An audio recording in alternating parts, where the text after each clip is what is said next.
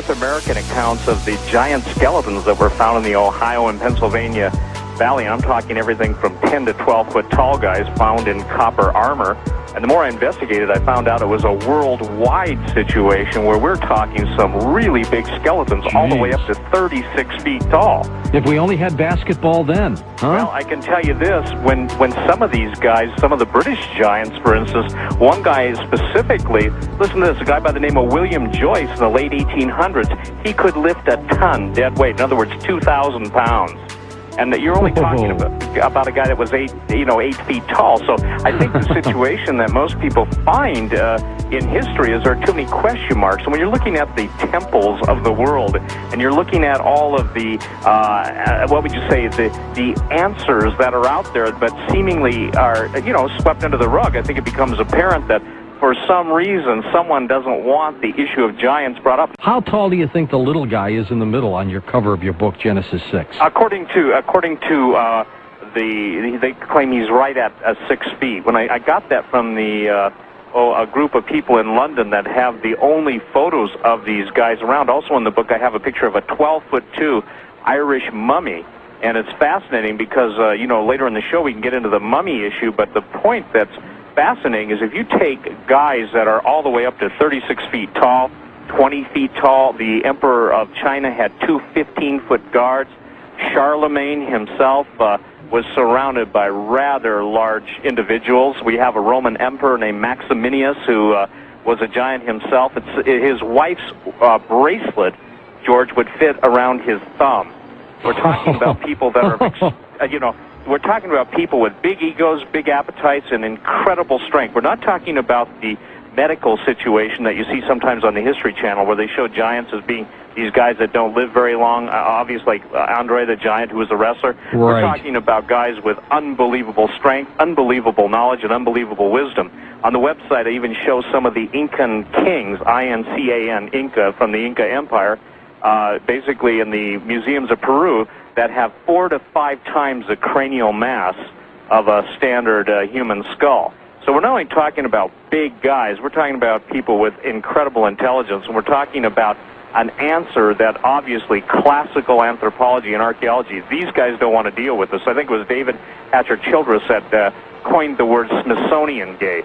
In other words, a cover-up of history that's rather pronounced. And when you begin to dig, as I began digging over 30 years ago, you can find out that the reports of newspapers in America, of newspapers around the world. Interestingly enough, after I did the last show with Art, somebody went on the website and they sent me from Eastern Europe, they've already sponsored I guess you say an undertaking to go into some of the caves where they found a whole, basically, cavern of giant skeletons. And in the New Ancient American, which is a magazine that's put out in America, they found the most contemporary find. It's someplace in Desert Southwest, and it actually shows the pictures of the giants, shows the cave, etc. So basically, interestingly enough, too, is that when you look at this, you see that there is a very, very, how should I say, skittish archaeological base out there that doesn't even want to deal with this. Do you want to see how they keep everyone in the dark with this whole Smithsonian Nephilim giant human skeleton topic? Let me show you how they do it. And this article is a perfect example on this website, World News Daily Report. Now, this article is actually fake and is talking about fake things intentionally to throw people off. Obviously, they're hoping truthers will latch onto this article and make videos. And there's actually people who have done it and actually made massive videos, like this guy here, 147,000 subscribers. Of course, he doesn't know what's really, going on here, but let me just show you kind of what they're doing. Okay, if you check at the bottom of this article, way at the bottom, you'll see two things that really give it away. You see nobody's buying, and even worse, far worse, is right at the bottom of the page entirely. New World Order Media. Okay, now this website is a Zionist website created by some people in Israel claiming to be Christians, Muslims, and Jews working together in this website, alleged news source. But actually, if you look at their About Us page, they even say that this is for entertainment purposes only. American Jewish Zionist newspaper. We're based in Tel Aviv, 1988. And let's see here. Yeah, here we go, down here. World News Daily Report assumes all responsibility for the satirical nature of this article, for the fictional nature of its content. All characters appearing in these articles on this website, even those based on real people, are entirely fictional. Any resemblance between them and any person, living or dead, is purely a miracle. So this is clearly a mock towards truthers. This whole entire website is a mock. They're expecting you to pick up on their articles. They're expecting you to, just eat this up and then go report it and then it discredits you. That's kind of the idea of what they're doing here. And of course, they work off directly off Snopes. Snopes literally uses these websites all the time. They just literally pick up articles off these websites they know are satirical, fictional, which is intentional. They're literally trying to mislead people. And Snopes basically just uses these articles to debunk, when it doesn't even take a rocket scientist to debunk it, because it tells you it's fake. On their About Us page, it tells you they're New World Order media at the bottom of their page, and they tell you that it's fictional in nature. So they tell you up front, this is all fake. So is Snopes really doing anything for us? No, other than COINTELPRO. They're actually part of it. So they're doing it on purpose to discredit truthers, to discredit anybody trying to seek the truth on topics like this. Now, of course, it actually is true. The Smithsonian have destroyed thousands of giant human skeletons. This is the whole point.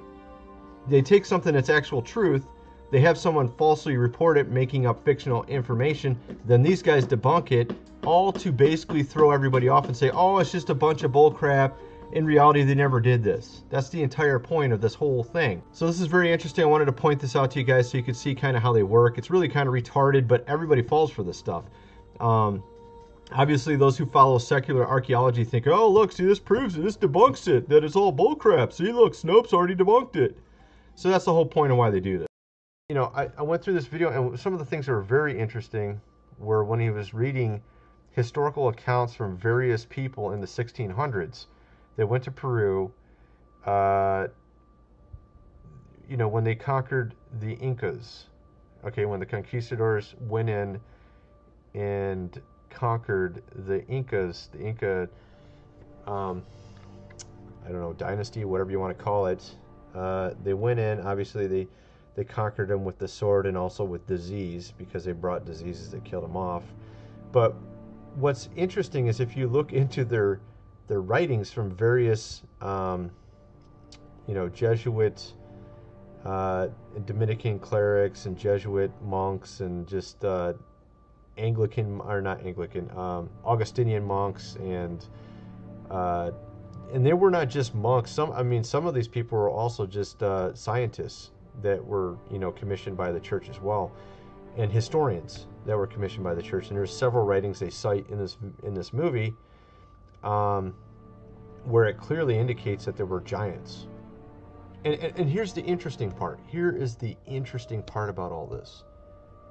The history books that you read when you were in high school, when you were in middle school, were written by historians who read from these historical works, various historical works, and they just picked and chose what they wanted to present. So they read something like this here.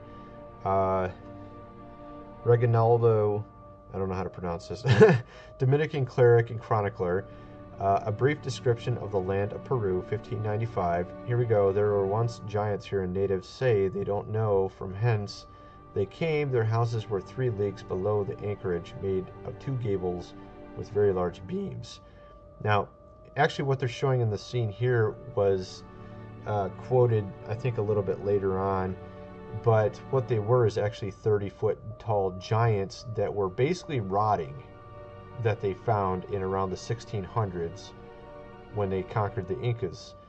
Rotting corpses of giants that were 30 foot tall that they ended up burning and incinerating, just destroying them, because they were used as idol worship in a cave. So this is in a cave, the setting is a cave, and they were doing human sacrifice unto these dead gods.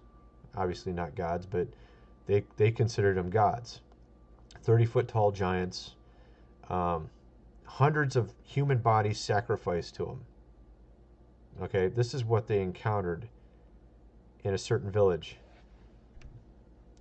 in Peru. So some crazy stuff, obviously, right? But I'm not going to play this video, obviously, because I'm just trying to give you a little bit of review of this video, just show you a couple little stills from the video, and encourage you to go buy it because it's really spectacular. I mean, I haven't seen the whole thing, but it's really nice. It's only $9.95, and actually you can rent it for $4.95. You can pay $5 and watch this whole thing, but I paid so I can have it basically, like it says here, you own this or whatever you want to call it, but which means I can just play it whenever I want to.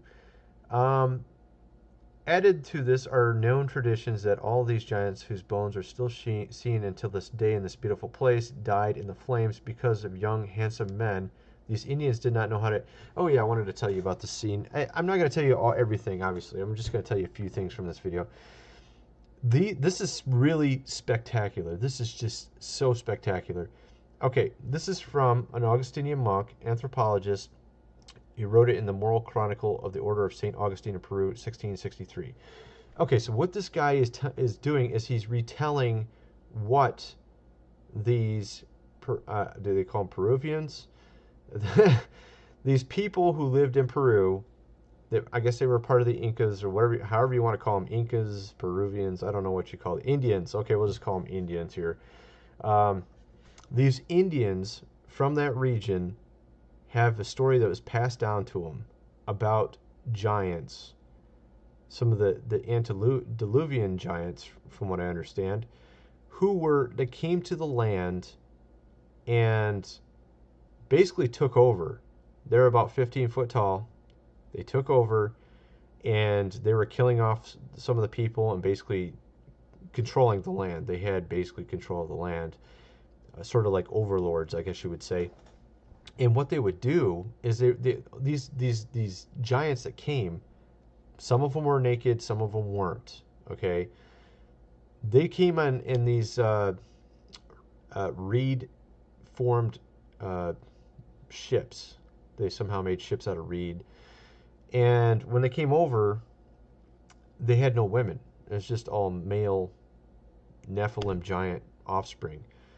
And what they would do is they would steal the women from the Indians and basically rape them and try to impregnate them, and actually would kill them in the process often. From what I understand, basically they mostly all died because you're talking about a 15-foot giant raping a 5-foot tall woman. Obviously, it's not going to work out in any way, shape, or form. It's just crazy. So these evil beings, what they ended up doing is they would have gay sex out in the open and do other crazy stuff, obviously. And they were very evil. They were killing all these women. They were also fighting the people of the land and doing other types of abominable acts. But what ended up happening, and this is what's being said here, a young, handsome man in the sky took out a sword and threw a lightning bolt down on these giant Nephilim offspring and killed them, incinerated them. So what we're talking about here is likely an angel of God.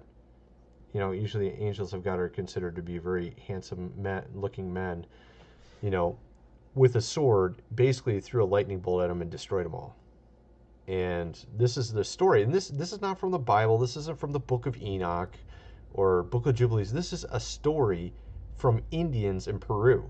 It sounds exactly like something. It sounds kind of like a mix between Sodom and Gomorrah's judgment and, sort of like what you see in the Book of Enoch. It's just, it sounds like it really correlates. And all these myths, as they call them, myths, correlate so well with these stories, these ancient stories from the Book of Enoch, Jasher, and Jubilees, which also mysteriously were buried.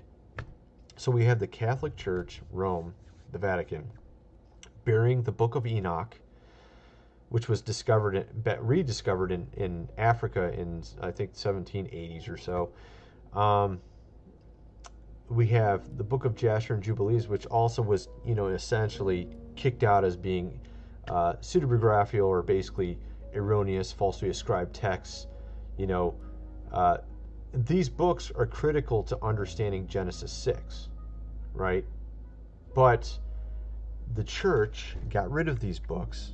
The church, we're talking Rome here, gets rid of all these giant skeleton bones. This church, right? Who are they really serving? And now they're talking about some aliens coming to be a part of society, and that aliens could get saved. We know that this Vatican is working with the Nephilim. It sounds to me that's what they're doing behind the scenes. It's pretty obvious to me.